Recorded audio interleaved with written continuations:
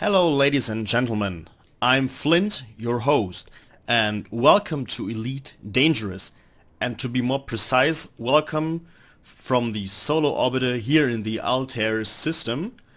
Why am I here? I will answer this question later, but first the intention of the video, which is to show a loadout for new players which have played the game for quite some time. Would say like two days total playtime or so, 1 to 2 days total playtime. So players who made a little bit of money, but asking themselves what to do to make more money. And this loadout worked out pretty fine for me personally. That's why I wanted to share it with you. And the intention of this loadout is kind of a hybrid. First of all, it's focused on trading with rare commodities. So these are commodities which are sold only at one place in the galaxy and increase their value with range. And by range I mean the range you put between your destination and the place where you buy them. And that's why we're here in the Altair system, because at this place here you can buy such a rare commodity. And the other part of this hybrid is bounty hunting. Especially in the nav beacons or in resource extraction sites, you can find lots of NPCs who can give you kind of a good bounty, and this build is kind of, as I said, kind of a hybrid for this. So let's start with this build here. Go into the star about services here, and let's go to the outfitting screen. Yes, so we're here. And first of all, the hard points here. So basically what I have here is the beam laser for the medium hard points. Okay, you can argue with the power draw they have, but I think if you manage this a little bit and pace your shots or give a little break between your shots, this can work out pretty fine to get the shields down. And then here my trusty multi-cannon to deal with the hull. This combination of weapons worked out pretty good for me, especially when you wing up with a friend.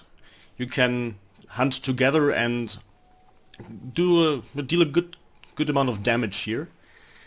And this part here, this utility here, the kill warrant scanner, this is part of the bounty hunter layout of this build, because just scanning your possible target gives an indication how much this target is worth, how high the bounty is, but you need that bounty scanner here, the kill warrant scanner here to really determine the bounty. And I have the point defense here just to deal with rockets and stuff. Of course you could put in here, I'll just show it to you, where is it? Of course a frameshift wake scanner here to see where your target goes if they use the frameshift drive to jump out of the system. But for me the point defense worked better. You may see that I'm using gimbaled weapons here. Since this ship is not the most maneuverable, I personally think that this works best, even though they do a little bit less damage, but it works quite well.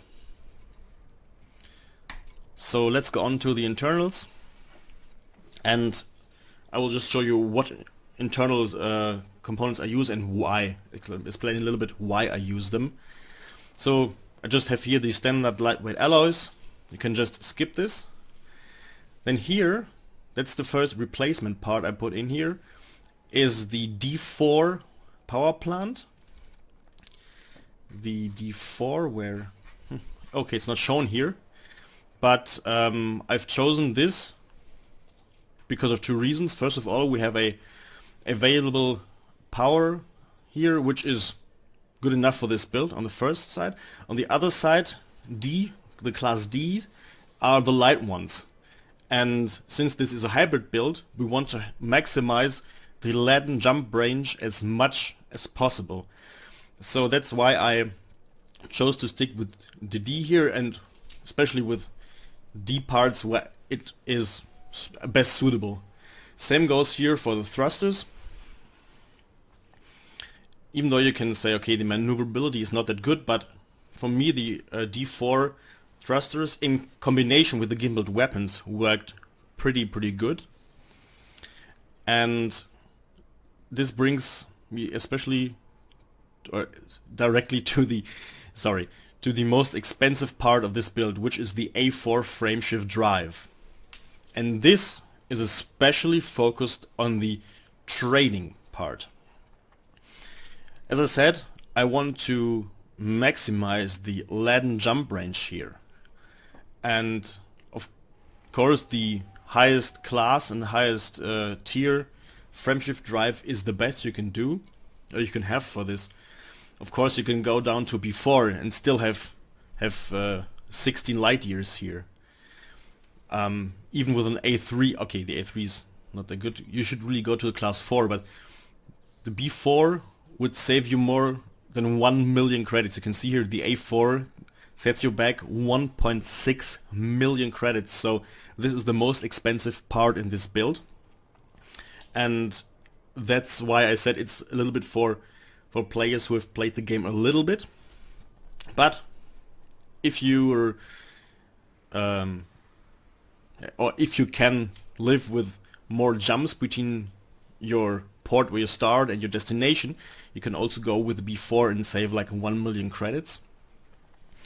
But I upgraded this actually. I went with the B4 and upgraded to the A4, and it's just massive impact.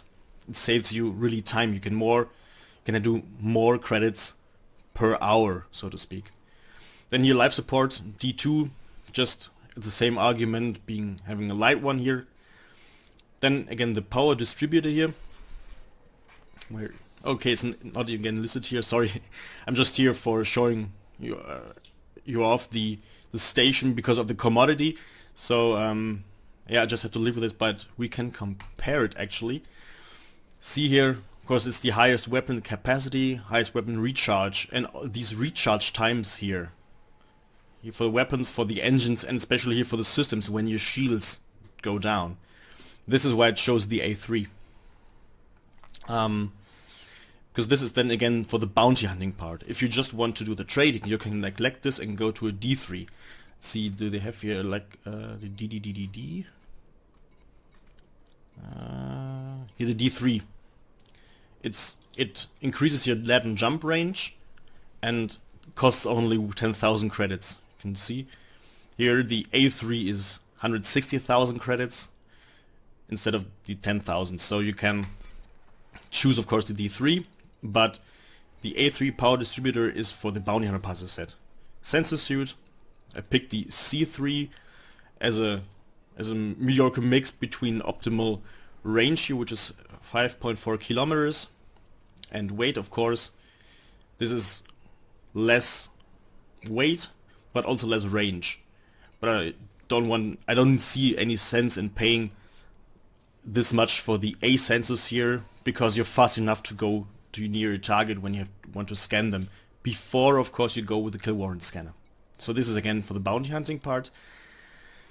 Fuel store, this is what I like about this special ship in comparison to the Viper Mark III, which you can of course use also, but you have less fuel.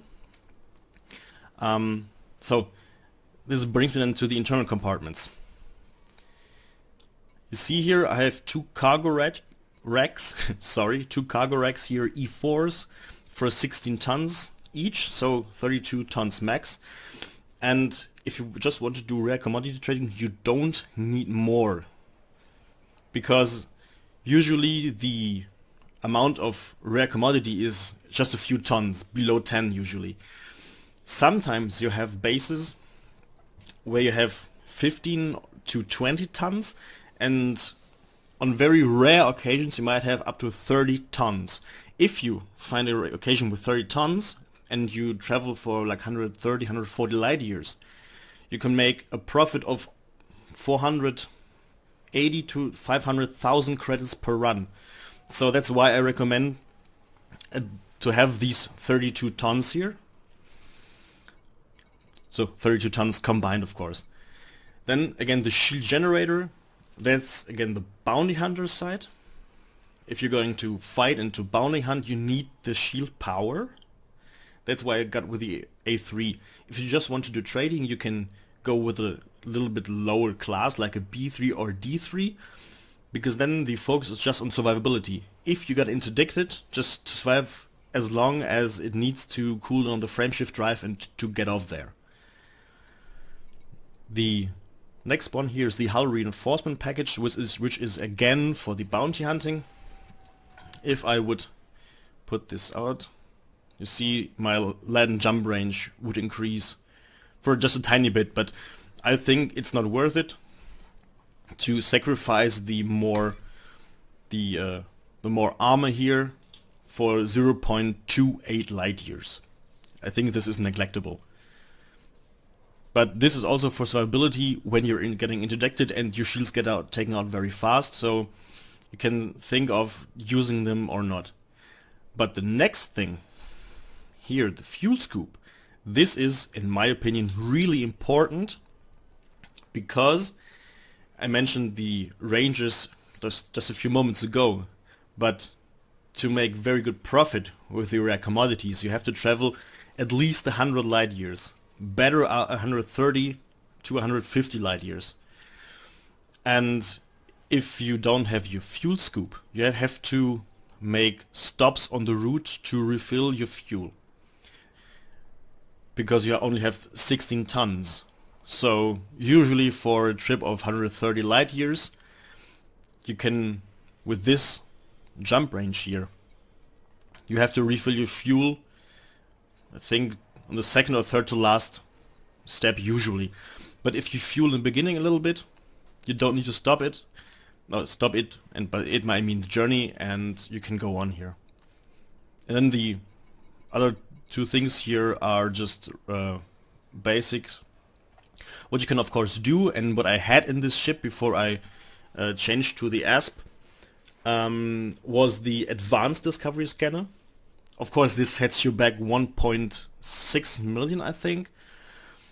But on the other side, if you're going to different destinations, you can also have a little bit of scanning and make a little bit of money extra on the side with the exploration.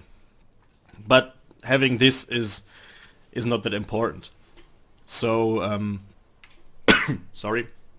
So to sum this up here, if you just want to the trading, you can maybe go to a lower tier of sensors, lower tier of sheet generators, and maybe leave this completely out here, which you would have to do if you would use the Viper Mark III, because I think it has one internal compartment less than the Viper Mark IV, but it's there.